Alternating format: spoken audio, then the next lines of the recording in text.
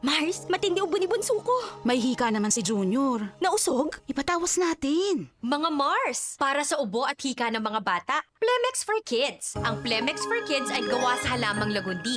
Tinutunaw at pinalalabas ng plema. Ginhawa para sa mga bata.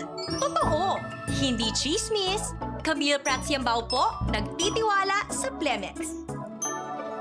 Ang batang lagundi, Plemex!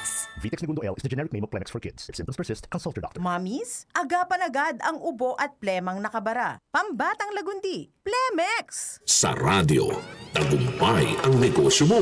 Mas maraming makakaalam. Mas maraming makakapansin. Let your brand and business be known, be heard, and be remembered.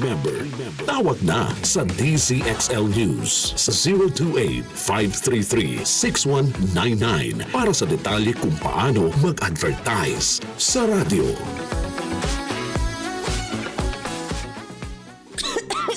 Ubo, plemang nakabara, hirap sa paghinga. Dapat may dalang ginhawa. Kaya lagi kong bitbit, Plemex Forte Capsule. Ang Plemex Forte Capsule ay gawa sa halamang lagundi. Ginhawa sa ubo at hika. Magaan dalhin, madaling inumin. Plemex Forte Capsule.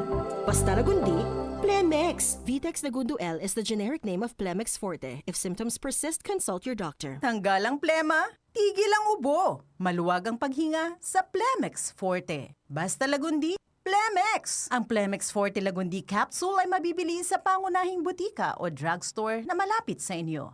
DCXL News, ang himpilan ng RMN.